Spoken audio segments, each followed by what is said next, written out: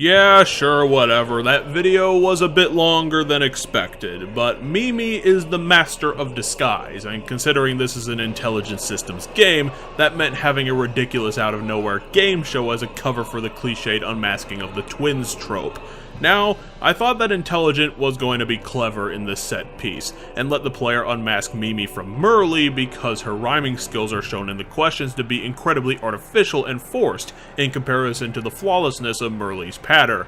But at the end, I unfortunately noticed that Intelligent animated Merle with flies buzzing around her, so nope, they didn't trust that the audience would have been able to deal with their clever writing, so they just gave you giant arrows pointing out which is which in the end, making this giant pre-fight series of cutscenes and questions a colossal waste of time.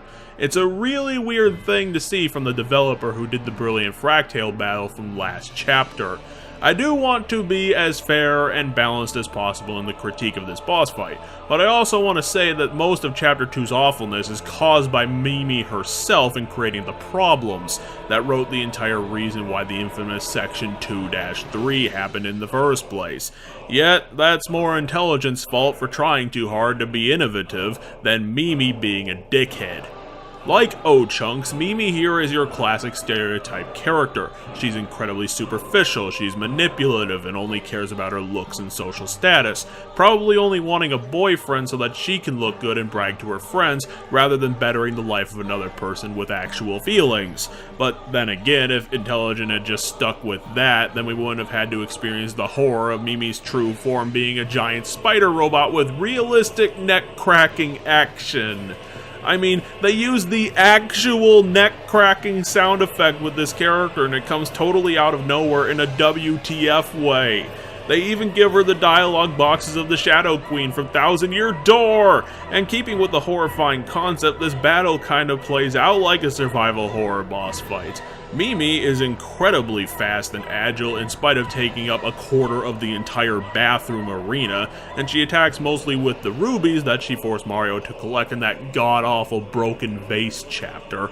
They are pretty simple to dodge since this is only her first appearance and makes one of the better strategies of the fight to be using Throw to smack her with her own ammo. That'll stun her for quite a bit, so Mario can jump on her for actual damage, a loss of one of her legs. She only has 6 of them though, so I'm guessing that someone forgot to tell Count Bleck what a spider was when Mimi was built. Later in the battle, Mimi will also cling to the ceiling, dropping rubies or creating a ruby wave that can be both easily dodged as well. If you see them coming, that is. She's moving slow, so you always get that chance. She does stay up there for a pretty long time if you can't get a ruby to knock her down. As long as you keep your wits about you, this fight can be ended simply since her stun locks are very long.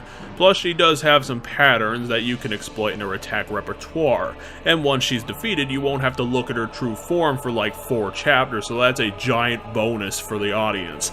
That, and she's also the type of prissy female character that's almost universally despised since they tend to use the world around them to further their desires at every chance they get, and the false frailty and girliness just grates your goddamn teeth.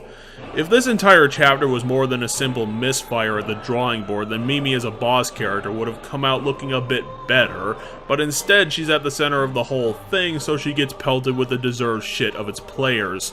Not the worst thing that's ever been done in video games, but certainly not worth remembering.